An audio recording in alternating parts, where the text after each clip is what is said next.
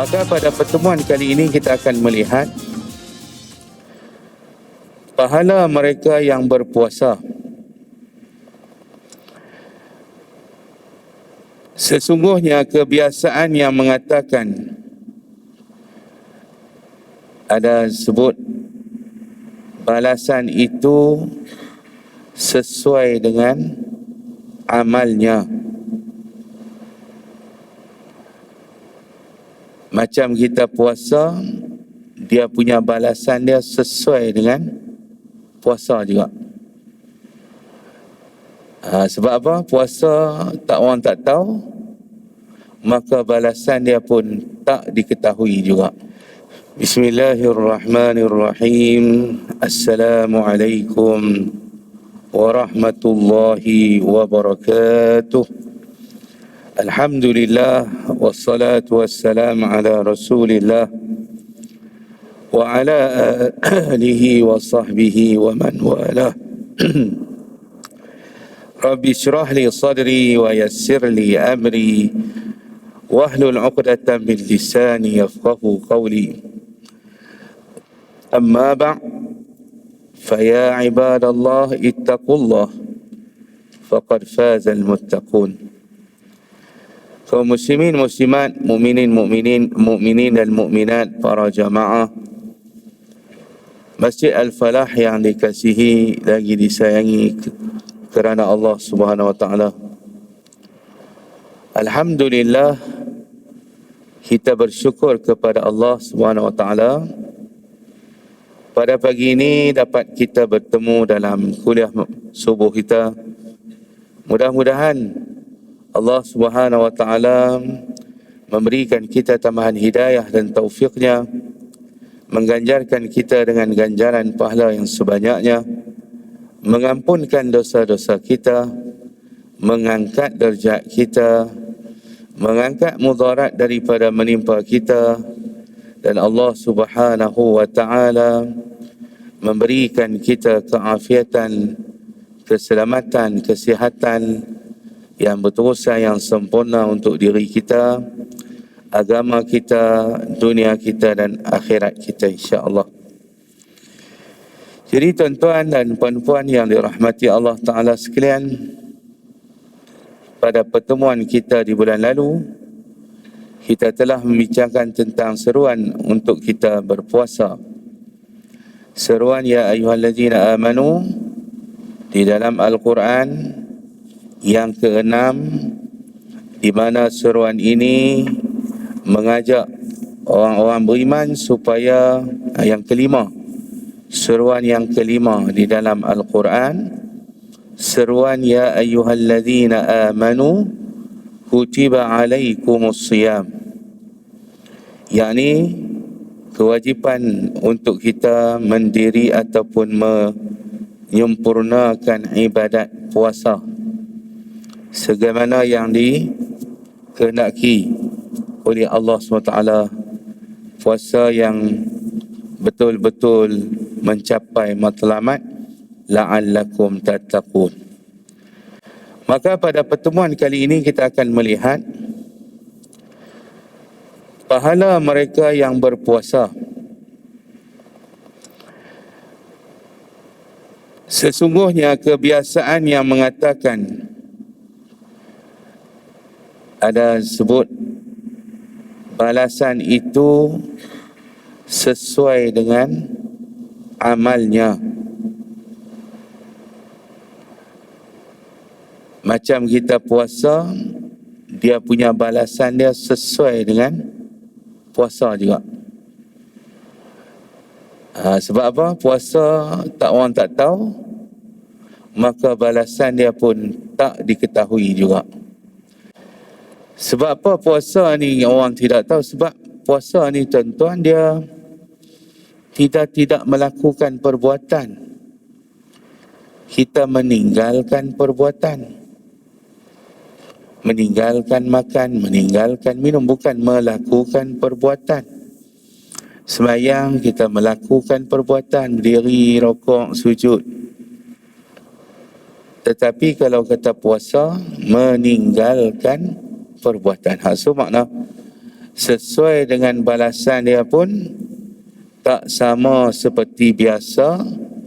Balasan dia ialah yang luar biasa sehingga kan Allah SWT rahsiakan pahala puasa ini antara kita dengan dia sahaja. Firman Allah Subhanahu wa taala merupakan kebiasaan yang memiliki kesan yang besar seperti halnya orang yang berpuasa yang rela meninggalkan makanan di dunia demi mendapatkan makanan yang lebih lazat di akhirat. Lepas tu sanggup tinggal makanan halal lagi berkat di siang hari demi untuk mendapatkan ganjaran dan juga makanan dalam syurga nanti. Itulah yang dikatakan sebagai puasa itu. Orang yang sanggup puasa ini kerana apa? Kerana dia nak kenyang dan juga hilang dahaga di akhirat nanti. Sanggup berdahaga dan berlapar di dunia sementara demi untuk kesenangan di negeri akhirat. Kulu washrabu hani'an bima aslaftum fil ayyamil khaliyah.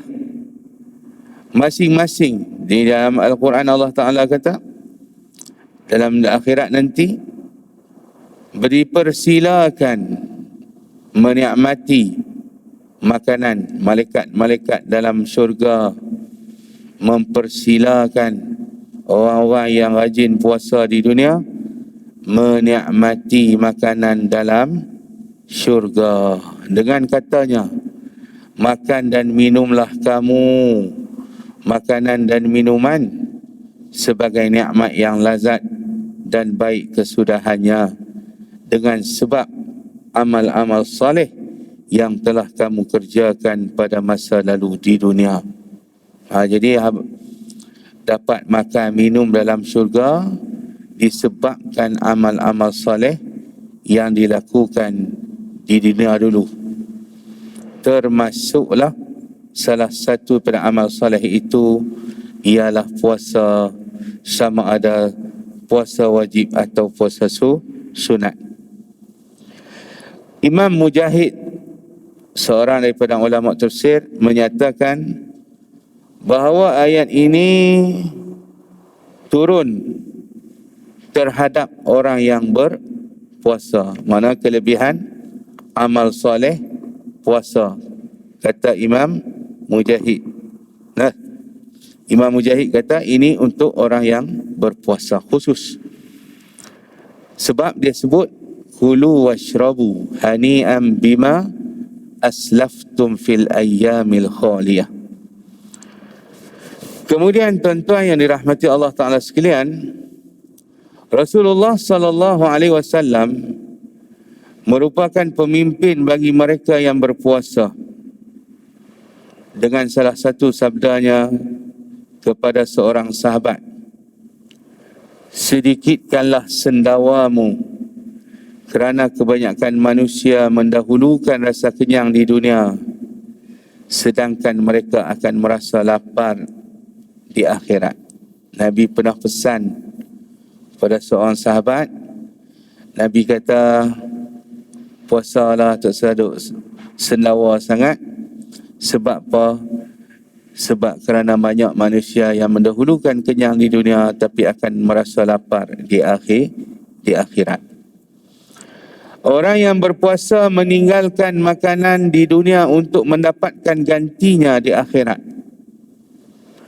dengan makanan yang lebih mengundang selera. Sedangkan pada ketika itu seorang Muslim sangat memerlukan makanan di hari kiamat nanti. Jadi itulah motivasi untuk kita menahan lapar dan dahaga dengan kita merasakan bahawasanya pengorbanan kita ini akan memudahkan kita di akhirat nanti. Sebab tu sebutlah sebelum ni kita sebut, kita buat di dunia, kita mengharapkan akhirat. Kita buat amal soleh di dunia, kita mengharapkan mudah perjalanan kita di akhirat nanti. Kita berdahaga supaya di akhirat tidak dahaga. Kita berlapar di dunia supaya di akhirat kita tidak berlapar. Sebab puasa ini Allah Ta'ala akan balas dengan balasan yang tersendiri, yang luar biasa. Yang ni, ikut Imam Al-Mujahid, dia kata balasan dalam bentuk diberi makanan dan minuman yang luar biasa lazatnya kepada mereka yang berpuasa. Begitu juga dalam hadis Anas secara mauquf, Nabi SAW bersabda, sesungguhnya Allah memiliki hidangan yang belum pernah dilihat oleh mata, belum pernah didengar oleh telinga, dan belum pernah terlintas dalam hati manusia. Tiada seorang pun yang berhak atas hidangan itu kecuali mereka yang berpuasa. Ini tuan-tuan, ada satu hidangan yang Allah Subhanahu wa Ta'ala sediakan kepada orang-orang yang berpuasa, dan hidangan itu hidangan yang tidak pernah terlintas di mata kita, terlintas di hati kita, terbayang di mata kita, pernah terfikir di fikiran kita. Satu hidangan istimewa yang Allah Ta'ala sediakan. Ini pun dalam bab puasa, balasan makanan tu dikata balasan mengikut jenis apa puasa ibadat kita. So ibadat kita meninggalkan makan, maka balasan dia dapat makan yang lebih baik daripada apa yang kita tinggalkan di dunia. Sebahagian alim ulama berkata, kami mendengar bahawa Allah menyediakan hidangan untuk dimakan oleh mereka yang berpuasa ketika manusia sedang menghadapi perhitungan hisab. Manusia itu berkata, wahai Tuhan, kami sedang menghadapi hisab, yakni perhitungan, sedangkan mereka sedang menikmati makanan. Duduk tengah hisab, proses, queue panjang, tiba-tiba ada golongan yang dapat makan. Lalu Allah SWT menjawab, merekalah orang-orang yang berpuasa ketika kamu semua sedang berbuka, dan mereka menunaikan salat malam ketika kamu semua sedang tidur. Itu tuan-tuan, ada disebutkan bahwasanya dalam catatan kata-kata alim ulama berkata berlaku di dalam peristiwa hisab nanti, orang yang puasa dan mayang malam akan dapat hidangan ketika orang lain sedang bersusah payah menghadapi perhitungan hisab. Mereka puasa ni dapat istimewa, dapat hidangan daripada Allah Subhanahu Wa Ta'ala. Lalu ditanya macam mana mereka boleh dapat? Allah jawab, kerana mereka dulu di dunia berpuasa, dan dulu mereka di dunia bersolat malam ketika orang lain sedang tidur. Sebahagian mereka yang berpuasa pernah bermimpi bertemu Rasulullah sallallahu alaihi wasallam dengan membawa satu hidangan. Kemudian beliau makan dan dikatakan kepadanya, makanlah wahai orang yang tidak makan, dan minumlah wahai orang yang dahulu tidak pernah minum.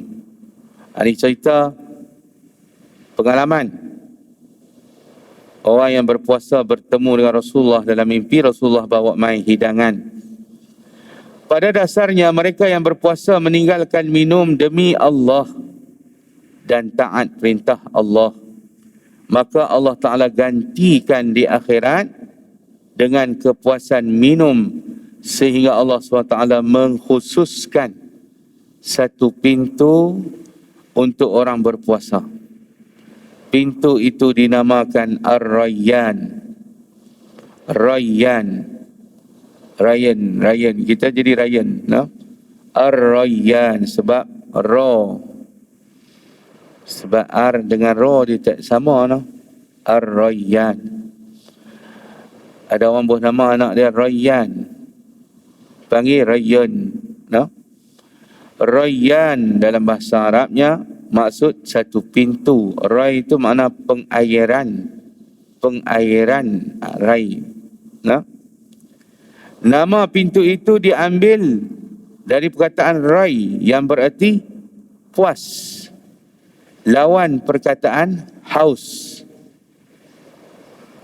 Allah gunakan pintu syurga nama Rayyan nak menunjukkan bahawa seorang puasa di dunia dia akan merasa puas di akhirat nanti. Puas makna hilang dahaga di akhirat nanti.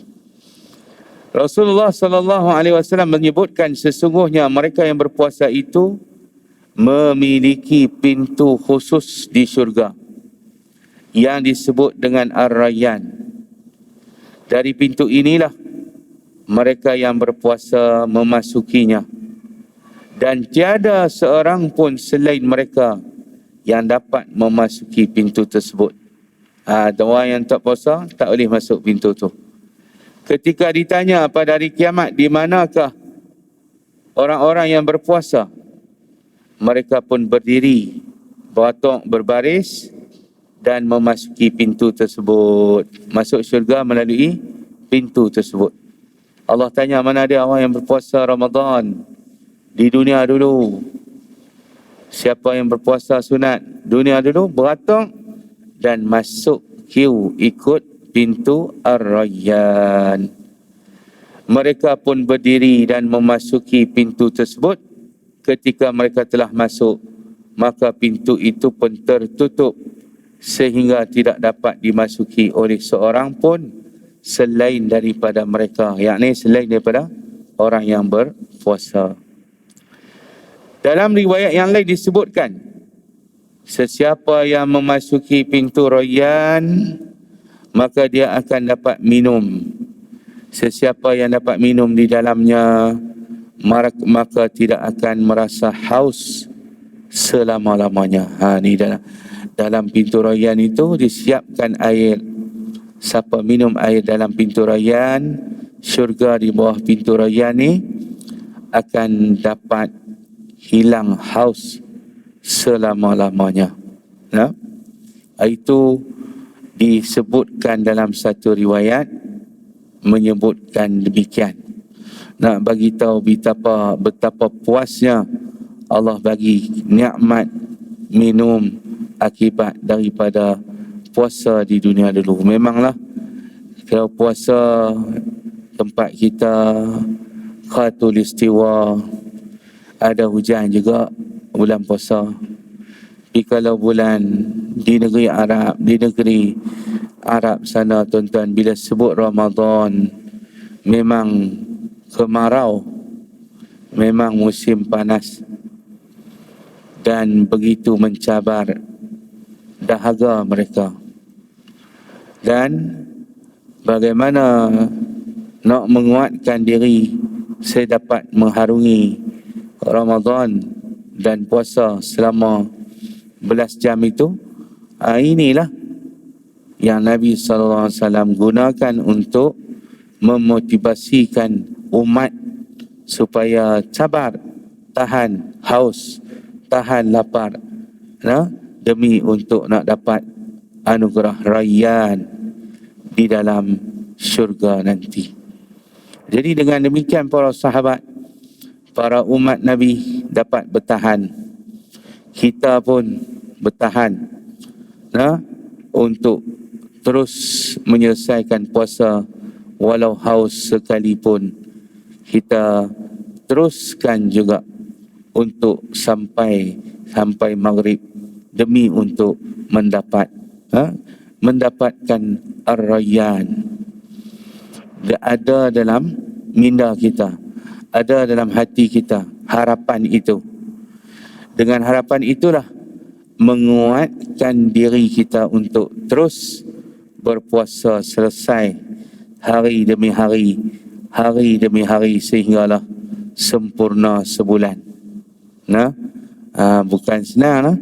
Sebulan kalau sehari dua tak apa. Sebulan. Tapi dia dimudahkan oleh Allah Subhanahu wa ta'ala. Kemudian contoh yang dirahmati Allah Ta'ala sekalian, daripada Abdul Rahman bin Samurah, bahawa Rasulullah SAW bersabda dalam satu hadis yang panjang, aku melihat seorang lelaki dari umatku kehausan. Ketika mendapati satu kolam, dia dilarang meminumnya kerana telah diwajibkan atasnya berpuasa Ramadan, namun dia tetap tidak berpuasa. Ini balasan untuk orang yang meninggalkan puasa Ramadan dengan sengaja. Dia akan kehausan di dalam negeri akhirat nanti, dia tak dapat minum. Walau dia lalu satu kolam, dia tidak dapat minum. Kenapa? Kerana dia tidak berpuasa di dunia. Di akhirat, orang lalu kolam tu, orang pakat minum, dia tak dibenarkan minum. Sebab apa? Kerana dia telah meninggalkan puasa Ramadan dengan sengaja tanpa uzur syar'i. Ini balasan, hadis ceritakan balasan orang yang tidak berpuasa. Tadi kita baca tentang kelebihan yang akan diperolehi oleh orang yang berpuasa. Wahai saudara seislamku, apakah anda tidak mengetahui bagaimana Allah SWT memberikan ganti rasa haus orang yang berpuasa di dunia dengan kepuasan minum di akhirat? Cuba bayang tengok, dia kata bagaimana Allah Ta'ala nanti akan memberikan kepada kita kepuasan di atas kehausan kita di dunia. Maka dia wakmai kepada kita tuan-tuan satu cerita daripada Abu Burdah dan Abu Musa, berkata, kami pernah berperang di laut ketika cuaca baik dan kami menaikkan layar. Kami mendengar seruan, wahai penghuni kapal, berhentilah. Aku akan menyampaikan berita kepada kamu semua, hingga terdengar di antara 7 suara. Abu Musa berkata, lalu aku berdiri di dek kapal dan bertanya, siapakah engkau? Daripada mana engkau datang? Apakah engkau tahu di manakah kami? Dapatkah kita hampir? Maka suara itu menjawab, perhatikanlah. Aku akan memberitahu kepada kamu semua tentang qada yang telah ditetapkan Allah atas dirinya. Aku menjawab, ya, beritahulah kepadaku. Suara itu berkata, sesungguhnya Allah Ta'ala menetapkan atas dirinya bahawa sesiapa saja yang menghauskan dirinya pada hari yang panas hanya kerana Allah, maka wajib bagi Allah memberikannya kepuasan minum pada hari kiamat. Kemudian Abu Musa sengaja berpuasa kerana Allah, Tuhan semesta alam, pada hari yang sangat panas, yang suhu panasnya hampir menjadikan manusia menanggalkan pakaian. Abu Musa cuba untuk puasa pada hari yang panas sebab dia dengar berita yang mari daripada mana tak tahu. Dia ketika dia naik kapal layar, dengar tentang perkara itu. Mungkin mereka ni tentu sahabat-sahabat Nabi, tahap wali lah, tahap wali Allah.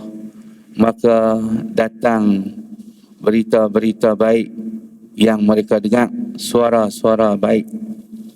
Lalu dia pun beramai dengan apa yang dia dengar. Abu Musa boleh sahabat Nabi Al-Asy'ari. Maka dia pun try buat. Hari duduk tengah panas, dia pun puasa kerana Allah.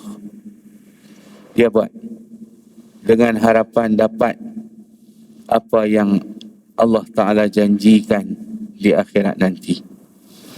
Ka'ab Al-Ahbar, orang Yahudi yang masuk Islam. Ka'ab Al-Ahbar yang baik Islamnya. Allah Subhanahu wa taala berkata kepada Musa alaihi salam, sesungguhnya aku bersumpah dan akan memberikan kepuasan minum kepada orang yang menghauskan dirinya kerana aku pada hari kiamat. Itu dalam kitab mereka. Sebab mereka ni orang Yahudi.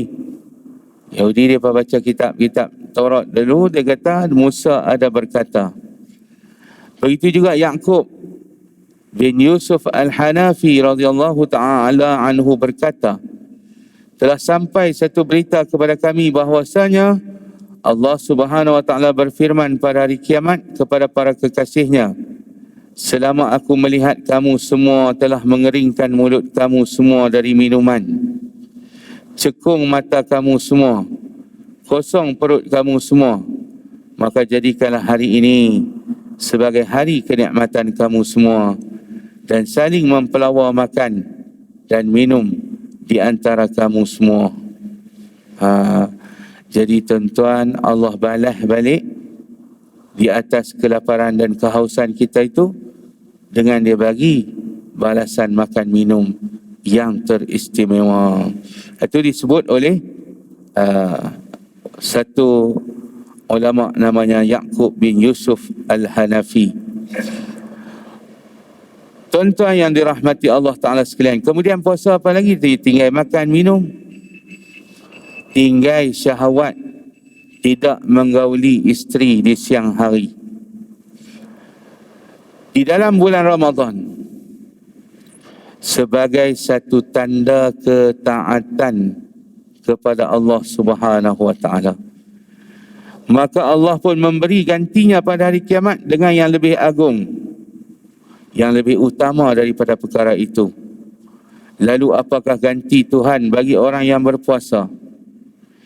Hasan Al-Basri tuan-tuan kata, para bidadari berkata kepada kekasih Allah, yakni orang-orang yang berpuasa yang sedang duduk bersama bidadari itu di pinggir sungai madu. Bidadari itu memberikan sebuah gelas sambil berkata, Allah telah melihat kamu menahan dahaga pada hari yang panas. Maka Allah menceritakan keadaan kamu kepada para malaikat. Lihatlah kepada hamba-Ku, dia telah meninggalkan isteri, syahwat, kenikmatan, makanan dan minumnya demi aku. Aku kerana ingin mendapatkan balasan dari sisiku, maka saksikanlah bahawa aku telah mengampuni dosanya. Jadi Allah telah mengampuni dosa kamu ketika itu dan menikahkanku dengan kamu. Dapat bidadari orang yang berpuasa yang meninggalkan syahwatnya di siang hari akan dapat balasan bidadari daripada syurga. Berbahagialah orang yang meninggalkan syahwatnya untuk mendapatkan janji Allah. Ketika orang berpuasa meninggalkan makanan dan minumannya secara automatik, bau mulutnya pun akan berubah menjadi busuk tuan-tuan, disebabkan puasa. Allah Ta'ala ganti bau busuk itu dengan aroma wangi, bau kasturi pada hari kiamat. Bau mulut orang puasa lebih wangi di sisi Allah daripada bau kasturi. Maksud hadis. Jadi tuan-tuan semua mendapat balasan. Satu kita kata, kita bincang tadi, balasan mengikut jenis amalan kita buat. Tinggal makan, tinggal minum, dapat makan, dapat minum. Tinggal isteri, tak gauli siang hari, dapat bidadari. Bau mulut busuk, jadi mulut wangi. Semua yang kita di dunia ini berbeza dengan apa kita dapat di akhirat. Apa yang kita buat di dunia tak sama dengan apa kita dapat di akhirat. Dia lawan balik. Kalau dunia mulut kita busuk kerana puasa, orang bila sampai akhirat mulut kita wangi kerana berpuasa. Akan tetapi mengapa bau mulut orang puasa itu lebih baik dari Allah, di sisi Allah, daripada bau kasturi? Sebabnya kerana dua makna. Pertama, puasa itu merupakan ibadah rahsia antara hamba dengan Tuhannya di dunia. Lalu Allah menampakkannya secara terang-terangan di hadapan seluruh ciptaannya. agar mereka yang berpuasa dikenali sebagai ganjaran sikap mereka yang menyembunyikan puasa mereka di dunia. Artinya dia kata di sini tuan-tuan, bila mulut wangi, itulah dia cara nak kenal orang yang berpuasa di dunia. Di akhirat esok mulut mereka keluar bau wangi. Lalu Allah, bila keluar bau wangi itu tahulah, kata mereka ni orang yang berpuasa di dunia. Makhul, seorang ulama tafsir nama Makhul, para penghuni syurga mencium aroma wangi dan berkata, wahai Tuhan kami belum pernah mendapati aroma wangi yang lebih baik dari aroma ini sejak kami masuk syurga. Allah menjawab, inilah aroma dari mulut mereka yang gemar berpuasa.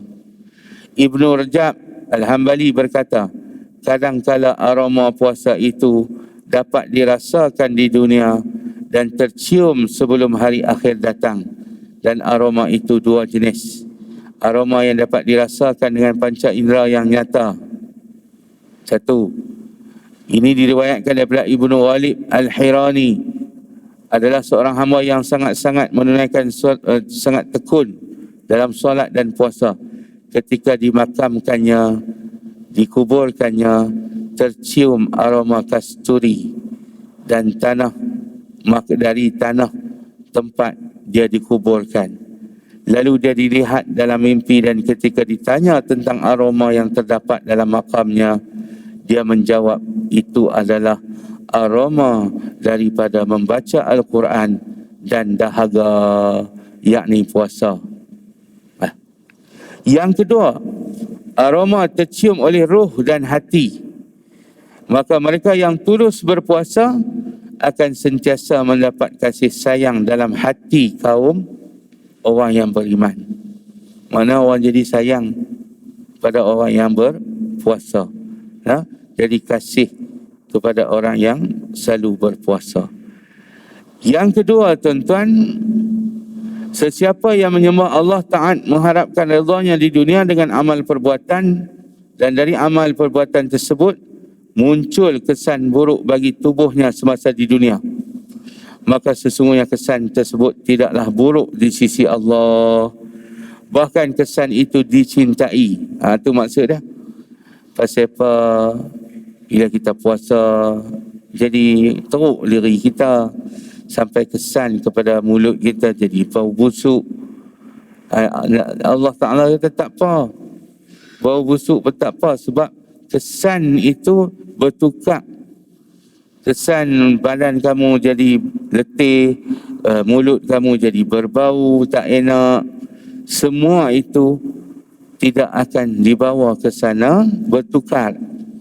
Kesan-kesan itu tidaklah buruk di sisi Allah, bahkan dicintai dan baik di sisinya. Ini disebabkan kesan itu muncul kerana ketaatan untuk menggapai keredaan-Nya.